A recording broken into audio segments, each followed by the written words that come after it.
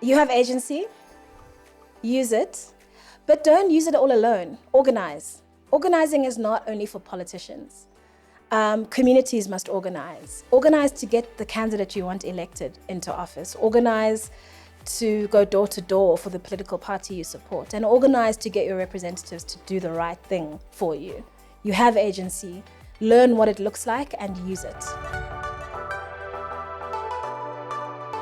I'm Natasha Kimani. I'm a governance and public policy expert and the host of Talk to Me Direct podcast. In this series, I speak with 8 incredible thinkers in Africa, people working to solve complex challenges across the board. We discuss the civic space in Africa, the physical and online spaces where people come together to exercise their rights in shaping our societies. The civic space is important because it provides everyone with an opportunity to contribute to a thriving, inclusive society. Join us for these diverse topics, from ensuring technology positively serves society to ensuring that communities come together to increase women and youth's participation in decision-making. Lindiwe Mazibuko is a politician and has extensive experience training young people on how to get into politics and public service. In this episode, we speak about the importance of building skills for young people and women to ensure that they effectively participate in decision-making, particularly in politics. Welcome, Lindiwe. Thank you so much, Natasha. I'm quite curious, is there a lot of pressure when people mention that you're the first? Do you feel some certain type of way when we always talk about being the first to have done this and that? Yeah, I used to say when I was in office that I ran to be a member of parliament. I didn't run to be a woman MP or the first black woman MP or the fourth youngest MP. Like there were all these firsts that were attached to it, and I hadn't internalized that until people kept saying it. Yeah. So then you're also doing another job, right? Yeah. You're representing a group of people who are underrepresented in this space. Yeah. There is an enormous amount of pressure. I'm sad that I'm also the last black woman MP. There hasn't been one since me. There hasn't been one since? No. Oh my goodness. And so that says something about the way our politics operates and what needs to change. Yeah. So I'm also not the kind of person who wants to be the first and the last. That's a failure in my view. And we're going to come back to how you're changing that and trying to shape a different type of politics in Africa. But before that, I want to explore a bit about Lindiwe herself. I know, and I've been Googling and stalking you a little bit, that you're a huge fan of Beyonce. How long have you been loving Beyonce's music, and what are you currently listening to? So my love for Beyonce is actually very recent. Okay. I don't know if you remember, there was a time when her music was limited to certain streaming services and not others. It wasn't on Spotify and it wasn't on Apple Music. And but then one day she relented and allowed the other platforms to play her music. And it felt like I got this bomb of all these albums. So I missed that Untitled album that she released without telling anybody. I'd missed Lemonade. I'd missed so much. So for me, Beyonce is like drinking from a fire hose. Okay. I'm still drinking to this day. And What are it's some been of your incredible. faves? My favorite is Black Parade at the moment. Okay. From the Lion King album. Yes. Why she made an album about the Lion King? It's incredible. Like it's too much. Yeah. I also at the moment I'm obviously listening to Texas Hold'em. Yeah. 16 Carriages. The Renaissance album was incredible. I went to see her in Amsterdam. How was that experience for you? It was just, the woman is like creating culture, you know? Yeah. She's like creating it from scratch, you know? Every day she's adding building blocks. And forcing debates that shouldn't be, like at the moment, white Americans are having a debate about whether she has a right to sing country music. and whether her music is real country, as if white America invented country. They didn't, it was a collaboration. Absolutely. With, formerly enslaved African Americans, So this idea that people need permission from some groups to do a certain thing. A new genre of music is nonsense. Yeah. If she says it's country, it's country. That's it. If Beyonce says it, it's done. We've been told. Oftentimes when we think about young people in leadership, there's a lot of tokenism that we assume that their path to success was easy or they had a godfather. Yeah. You were a young politician. You were quite young. You said the 4th youngest in parliament at the time. How were you able to maneuver and get to that position of official leader of the opposition? Yeah, it was a massive challenge. I think in my early days in Parliament, I felt as though I had to project an older person from myself. I felt as though my identity was a limitation for my abilities to lead. And it was only when I had to put together an internal campaign for the leader of the opposition role post and the election inside my party at the time that I had to kind of rewrite my own story with relation to what it is to be a young South African. So journalists would often ask me the same questions. Are you experienced enough for this job? Have you done enough in your party to be, bidding for such a senior position? And I was able to really connect with the reality, which is that this country was only liberated when I was 14. So there are limits to how much experience I can have. None of us have experience, actually, of democratic South Africa. It's new. And more than my opponents, I represent the future of leadership because I can connect with the experiences of young people. I am a young person. I'm surrounded by young people. And I myself have hopes, dreams, expectations, fears, and so forth. So that was a real turning point for me. Up until then, I had been really focused on being as mature and invisible in my youth as possible. But midway through my term, I realized I actually had to embrace it, wear bright colors, be myself, and not hide myself in order to seem credible. Sounds like you are owning your narrative. Yes, owning my narrative, owning my identity, owning my story, which is a lifelong journey. It's not easy to talk about yourself and, make yourself vulnerable to attacks and scrutiny.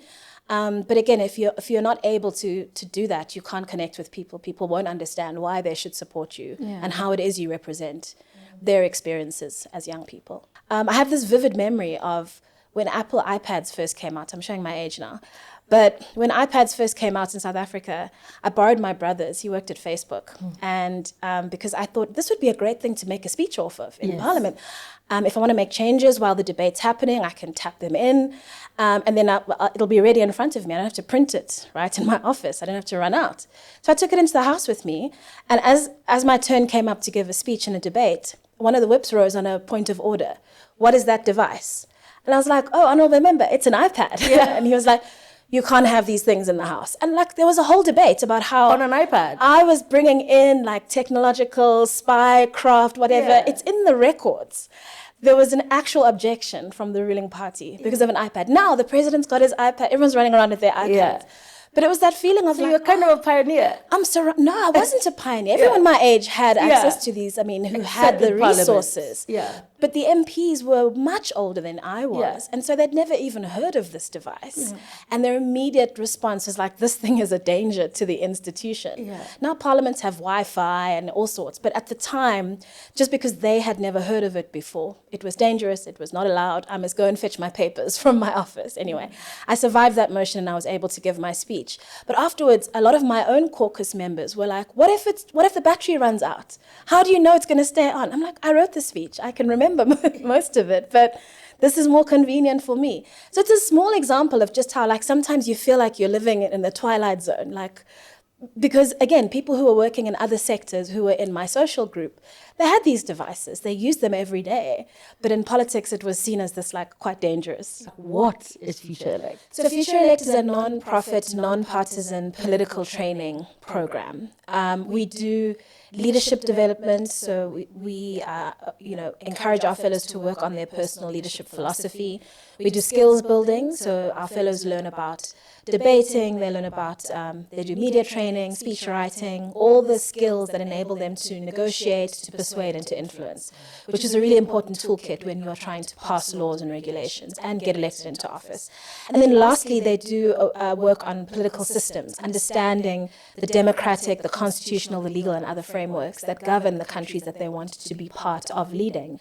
Why was it important to create a program specifically for women? Women face unique barriers to entry in politics. They also face massive headwinds even when they get there. It's not enough to be elected into office. You then have to stay there successfully without being pulled out from the roots by people with a variety of nefarious interests. Women also have to face security challenges, the threat of being abducted, the threat of being raped, the online harassment and abuse. Recently, we've seen two prime ministers, Jacinda Ardern in New Zealand and I think Sanna Marin in Finland, resign because of the stress of being harassed every single day. what can we do to build in internal skills, but also external networks that'll help support these women, again, regardless of their political affiliation. If they embody ethical leadership, accountability, integrity, and a commitment to democracy, it doesn't matter what party they represent. Speaking about representation, women and young people, has technology transformed or leveraged and helped young people and women engage differently with their constituents? Has it been of benefit to those who don't primarily have the resources to politic properly? But what's happened is now the political candidates are not just talking to the audience, the audience is talking back. And that is healthy too, but it's problematic when the audience talks back with violence, with intimidation, with harassment, with deep fakes, with revenge videos.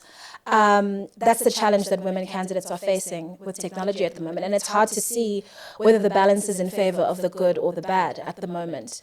In your opinion, where do you think it lies? Is there more positive or are there more negative? I think at the moment it's more negative. I do. I think that at the moment, and specifically for women, I think if you are a male political candidate, it's actually an advantage. Okay. So depending on the gender? I think it depends on the gender. And I think we underplay how serious an issue this is, even with 2 women prime ministers stepping down because of this very issue. We haven't given it the attention that it deserves. Are there some interventions you would recommend to ensure the increased safety of political candidates and public servants online? Yes. I mean, the paradox here is that we need regulation. We need competent political leaders who understand technology, who've done the work and the research, and who know how to regulate the players in this space. At the moment, they're regulating themselves. They're appointing moderation teams internally who get paid by them to decide whether or not this rises to the level of hate speech or this rises to the level of danger. And so, no, there are no guardrails in place at all.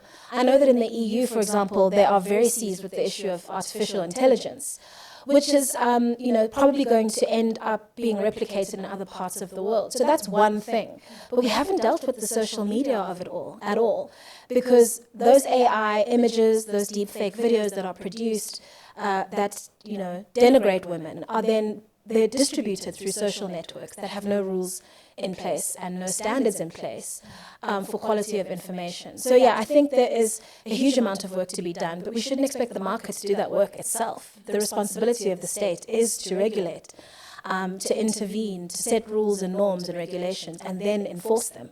Is there room for African governments to actually hold big tech accountable? So the challenge for African governments is a lot of big tech's labor is located here. And not in terms of its sort of programming and software development labor, but moderation teams are located here on the continent and are themselves being mistreated and are themselves subject to horrible working conditions. We haven't even dealt with that issue. When are we going to get to the issue of dealing with the outputs that come from these platforms? So no, I'm concerned that we're not there. And I genuinely believe it's a consequence of the fact that the wrong people are making laws and regulations. I don't know if you recall, it was maybe 3 or 4 years ago when Mark Zuckerberg first testified before the Senate. And they were asking him tech support questions. How do you make money? And he had to say, from advertising. Where do you advertise? No research, no understanding, no knowledge. And much of it was generational, but some of it had to do with being incompetent, frankly. And now that was in the United States Senate, when they knew cameras would be on them. They knew that this would be published in the papers the next day. They still didn't come prepared. Tech companies, they mark their own homework. Make their own rules. They make their own decisions. And a lot of their decisions lead to offline consequences. And we need leaders who are capable of actually understanding these challenges, understanding the nature of these platforms, and getting ahead of these issues. I must be honest, Lindiwe, if I was a listener listening to this podcast, I'd be very dejected. Is there any hope? I'd be like, anyway, can we just close ship and go home and die?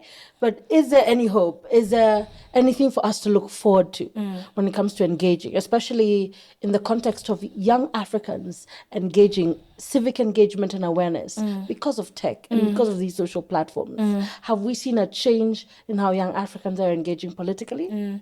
So I think there is hope. I think there is definitely hope, because even as even as technology has the power to create disinformation, it has also got the power to correct disinformation, to disseminate information at very high speeds, to very large groups of individuals. It also has the ability to bypass gatekeeping. So in countries where there are media blackouts, where some platforms are unavailable, other platforms become means through which people can gain access to information about what is happening in their own countries. And that was the dream. That was the dream of technology. Absolutely. I think it's still possible for us to salvage that dream, but we need to have rules in place. Many of those rules need to revolve not only around the moderation of behavior online, but about the dissemination of information, right? And then I think we as societies have a responsibility to have media literate citizens. Media literacy and civic literacy, I think, are going to be powerful tools with which to enable people to discern and understand when they're being manipulated. It all goes back to leadership, Natasha. We can't ignore this issue, that the people making the decisions from the public sector, the political, the government perspective are the wrong ones if they feel so much is to be feared from the free dissemination of information that they have to shut down tech platforms, that they have to instruct mobile networks to switch off internet access during election periods or during periods of civil unrest or civil inquiry, right? So it all boils down to leadership. And we need strategies that tackle these issues from a multiplicity of perspectives. There isn't going to be a silver bullet. So to answer that specific question, I think that tech companies have a duty to hold each other accountable for the extent to which they collude with repressive governments at the drop of a dime. Governments need to hold each other responsible and accountable for the extent to which they regulate effectively, whether it's the working conditions of moderators working in their jurisdictions or the information that citizens have access to as a consequence of the lack of moderation in those jurisdictions. We've spoken about getting the right leaders in place. That means citizens must be active and engaged. And oftentimes we hear that young Africans are disengaged, they feel disempowered, they feel dejected, and they think all politicians are corrupt. The South African elections is coming up soon. What have you seen when it comes to youth engagement, in political participation, in voter registration? Have there been positive signs? Or has it been in decline? And what role is Futurelect playing in ensuring there's an increase in civic engagement and awareness? Yeah. So to start with, I really dislike that narrative that young people are disengaged. So it's false. It's completely false. It's the same as the narrative that young people can't be trusted with power, that they can't lead. It's completely untrue. Yeah. There's a difference between being disengaged from politics, which they are not, and being disillusioned with the options on offer or with the way in which the system is being managed. So most young Africans are actually disillusioned. Highly engaged, but very disillusioned with politics specifically. And why shouldn't they be if they don't see themselves represented in their leaders, if they have their civic spaces closed down at random, and if they don't have their policy questions and their life chances for prosperity improved by the very leaders who claim to represent them. So I understand that. I don't begrudge young people their so-called voter apathy, their refusal to show up at the polls, if they are unhappy with the options that are available to them. But the example I always use is South Africa. South Africa has protests. It has 2 or 3 protests every single day of the year. Every day of the year? It's been done repeatedly. Every single day of the year in South Africa, a protest is taking place. Some days there are 10, some days there is 1, but on average, every single day of the year, a protest is happening. And I'm not talking about a small protest where 5 people stand in front of Parliament and protest a niche issue. I'm talking about thousands of people coming out in the streets to march and protest issues that are massively important to them. Service delivery protests are incredibly common in South Africa. So things like water, electricity, school sanitation. People protest this issue every single day. People come out in protest against a variety of issues. Youth unemployment is a huge one at the moment. The feature of democratic life in South Africa is one of citizens standing outside begging their leaders to do something, and not of one of citizens being empowered to hold leaders accountable, to raise their voices, have those voices heard, and remove bad leaders from office. So what I hear you saying is that a lot of young Africans don't believe or know it is their right to engage and ask for this change. Yes. That is exactly what I'm saying. And I can say that specifically about my country because we don't have civic education of any kind in South Africa. So you turn 18 in South Africa and then everyone expects you to magically know what to do, how to make voting decisions. Young people leave school not knowing what a member of parliament does. I also think it's important for young people to feel like leaders fear them, not that they fear leaders. Okay. At the moment, our people fear our leaders. Absolutely. We treat them as though they are kings and queens. They are monarchies, right? And we appeal to them to help us and to do things for us. We don't have to appeal to them for anything. They work for us. They are public servants. And once we can change that relationship, and I think one of the ways to change it is to give people the information about how it really works. Once we can change that relationship, we'll be in a position to elect exactly the kinds of leaders that we need and the kinds of leaders that we deserve. It's just for my personal interest. Are we ever going to see you run again? Are we going to see President of the Republic of South Africa, Lindiwe Mazibuko? I would have to leave Futurelect some time before doing that because we are a non-partisan organization and I've accepted that reality. I don't know. It's possible. It is. I'd have to do a lot of planning and I'd have to feel as though I was offering something new. I don't want to become one of those politicians who recycles themselves. Remember the glory days? Yeah. Remember what I did for you? What did I do? And what am I doing if all I can offer to people is the past? Mm-hmm. So it would really depend on that. You know, can I make a compelling and real offer to contribute to transforming our society in ways that are different to how I did them before?